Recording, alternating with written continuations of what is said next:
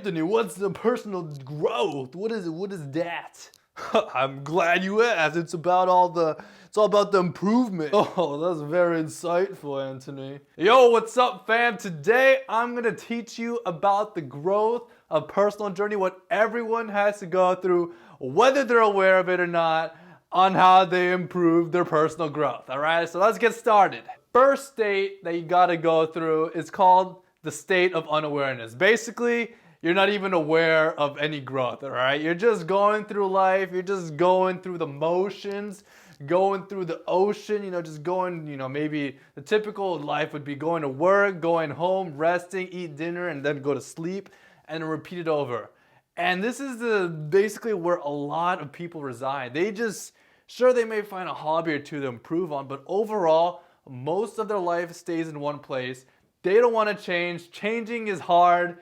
Changing is going outside of your comfort zone. Man, that stuff is kind of scary. They want to stay in our bubble, same mindset, same kind of friends, and we just want to stay connected in our safe bubble. That's really where the state of unawareness is. But after that, let's say, after all of a sudden you're going through this and you're getting tired, life feels so dull and repetitive. This is where the second state is, where you're actually aware of your bad habits. This is the place where it's like, okay, what am I actually doing every single day? And this is where you reflect. You're like, okay, I wake up at 7:55, I go to work, I run to work at 8, I stay there for 6 hours, I come home, and I watch television for 6 hours, okay? Let's say that's what you do.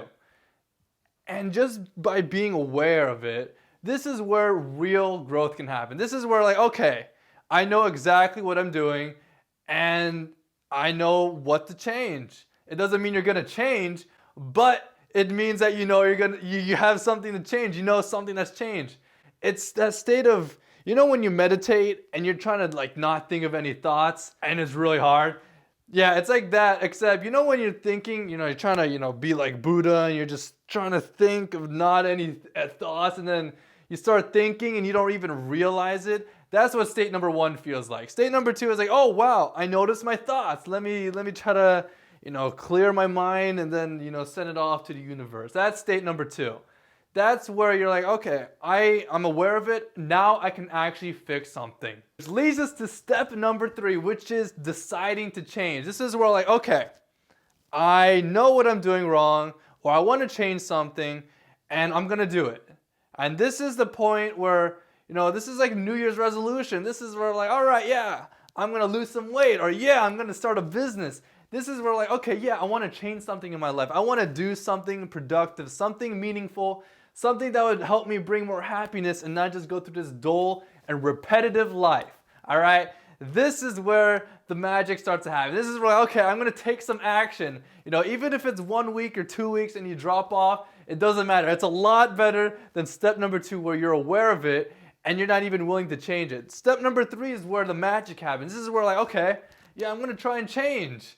And then what usually happens for a lot of people is they try to change, like New Year's resolution, and after the first month, it just drops, and it's just like, what the heck happened? That's because everyone goes through this phase called resistance. This is step number 4. This is where oh man, yeah, all that motivation, all that, all that jumbi, you're ready, you're getting excited.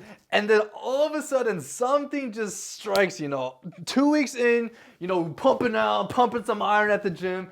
And then, you just don't feel like going the next day. And you're like, man, yeah, I don't feel like it. I'm kind of tired. I don't feel that good. I think I'm just gonna watch some television. And then we all know the story where that one day turns into 2 days, which turns into 3 days, and then by the time you know it, you just stop developing the habit. And this habit, this positive habit you're trying to change, probably goes back to step number 2, where you're aware of it, but you're not really doing anything about it. This is where a lot of people hit this plateau. This is why it's so hard to change, is because we're trying to change these habits and incorporate these positive habits, just these habits, to take us out of this, dull, repetitive, routine life. And usually during the stage of resistance, the stage of just some wall some wall that's just blocking us from our goals. We're gonna start judging ourselves. We're like, oh man, why couldn't you do this, Anthony? It's just going to the gym 3 times a week. It's not that hard. It's not like I'm a professional doing it every single day. What's wrong with me? And this self-blame, it really feeds into this negativity. It feels good, like, yeah, we're acknowledging our mistake, but this self-beating, what it does is when we're beating ourselves up, it's good that you acknowledge the mistake, but at the same time, when you beat yourself up, you're going through this depressive mindset. You're going through this like, oh man, shame on you. I need to do something to release the stress of just beating myself up. And this is where we take the easy way out. This is where we start to numb our senses and we go back to our old habit. Whether it's binging on anime, binging on Netflix, eating junk food, whatever it is, we just want to numb that pain and we go back into our bad habits, and the cycle continues.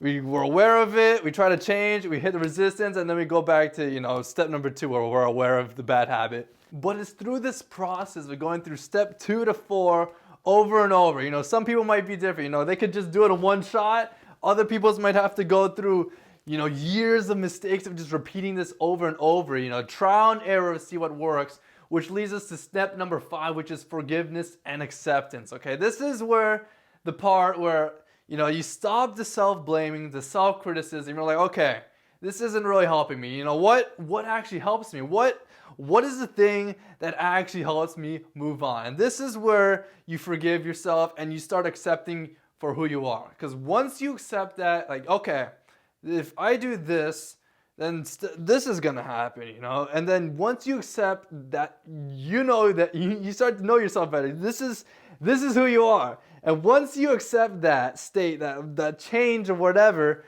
that's when you can start making plans, how to divert that. Let's say you're trying to lose weight, all right? And if you break your diet, you're gonna get hungry. But that if you have junk food in your cabinet, at one day when the craving is so strong, you're gonna reach that food.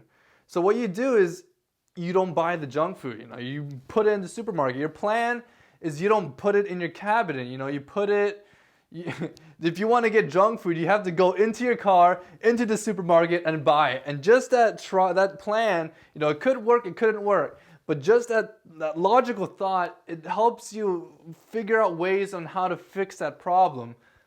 Which leads us to our final step, which is I like to call it purpose. But basically, this is where you figure out everything what's wrong. You figure out how to fix your diet. You're losing weight. You're feeling good, you're feeling great about the progress, and your progress shoots exponentially. Like every single day is a battle, but since your habits are so strong, are so ingrained, it just makes it so much easier to fight that temptation. You feel good, you feel like you have a meaningful purpose now, you feel like, all right, yeah, I'd love to share this with other people, that kind of phase.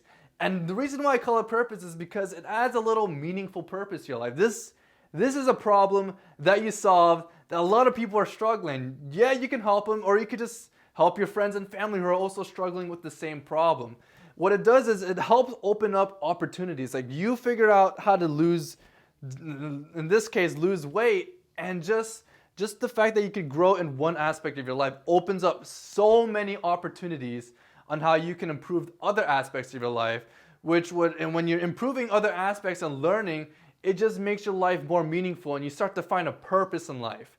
And that's the 6 steps and that's what I like to call the 6 steps of the personal development journey. This is the step where you go from all the way from lack of awareness, you have no clue where, this is like the Matrix, where you just, you're going through life enjoying everything, just your life is mediocre. It's not bad, but it doesn't feel fulfilling. To number 6, where it's like, wow, there's so much left to grow, so much left room for me to improve myself. At the same time, I feel like there's more meaning in my life. And then usually what happens is when you find that, you can share with other people, share your success stories, provide value for them, provide support.